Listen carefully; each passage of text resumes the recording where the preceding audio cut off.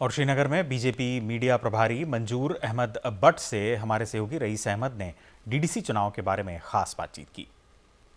जम्मू कश्मीर में डीडीसी चुनाव के सामने आने के बाद जो है बीजेपी कश्मीर खेमे में खुशी का माहौल है। हम इस वक्त मौजूद है सीधा वहीं बीजेपी का जो हेड ऑफिस है श्रीनगर में, वहाँ पे हम मौजूद हैं। हमारे साथ जुड़े हैं मंजूर अहमद भट्ट जो कि मीडिया प्रवक्ता है बीजेपी कश्मीर के। उन्हीं से हम पूछेंगे कि कितनी खुशी का माहौल है यहाँ पे और किस तरह आप इस जीत को देख रहे हैं। देखिए, भाजपा ने चुनाव जो लड़ा है इस बार डीडीसीज़ का जम्मू कश्मीर में, वो हमने डेवलपमेंट पे, डायनास्टिक फ्री पॉलिटिक्स और करप्शन फ्री जम्मू कश्मीर पे लड़ा है। और जिसमें आपने देखा कि कल नंबर 1 पार्टी जम्मू कश्मीर में Bharatiya Janata party DDC election में उभर के आई। हालांकि 7 पार्टियों को मिलना पड़ा बीजेपी के खिलाफ, लेकिन फिर भी मुकाबले में वो पीछे ही रही। मैं अपने लोगों का बहुत बहुत शुक्रगुजार हूं, उनको शुक्रिया करता हूं कि उन्होंने भाजपा को पे यकीन किया। और आपने देखा कल डल से लेकर पहलगाम से लेकर गुलमर्ग तक हमारे कंवल खिले हैं।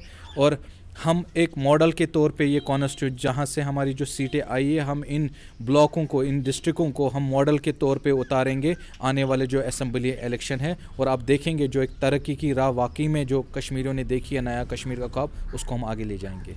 जैसे अगर हम देखें तो बीजेपी के खिलाफ ये इल्ज़ाम लगते थे कि हिंदुता यहाँ पे फैलाया जा रहा है, मुसलमानों से नफ़रत करते हैं। और दूसरा अगर हम बात करें तो गुपकार अलायंस और बीजेपी के बीच कड़ी टक्कर थी, तो किस तरह आप इसको देख रहे हैं? देखिए, मैं समझता हूँ अब वो जो एक प्रोपेगेंडा बनाया जाता था फारूक अब्दुल्ला की तरफ से, महबूबा मुफ्ती की तरफ से, कि भाजपा एक एंटी मुस्लिम पार्टी है। अगर आपने यहाँ भाजपा को जिताया तो वो बिहारियों को लाके यहाँ बसाएंगे और आपको समंदर में फेंकेंगे।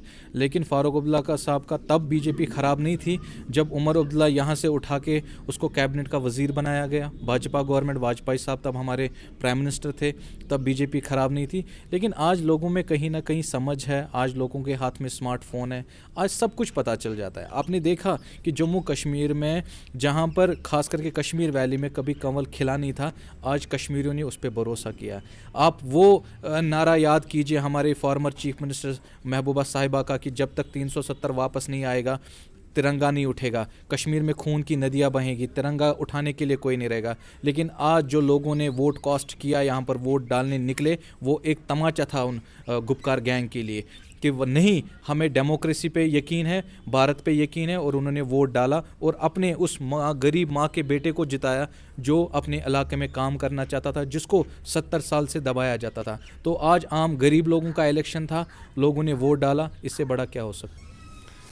ये थे मंजूर अहमद भट्ट जो कि बीजेपी कश्मीर के यहाँ पे मीडिया इंचार्ज है। उनका भी यही कहना है कि अब गाठी में लोगों ने जो है बदलाव के लिए वोट किया है, बीजेपी के लिए वोट किया है। और आने वाले समय में जो यहाँ पे जो विकास है उससे उनमें एक गति, विकास में एक गति देखने को मिलेगी। और वहीं जो लोगों के मसाइल है उनका इजाला करने की हर मुमकिन बीजेपी कोशिश करेगी। कैमरा पर्सन मुजफ्फर अहमद के साथ रईस मागरे, सहारा समय, श्रीनगर।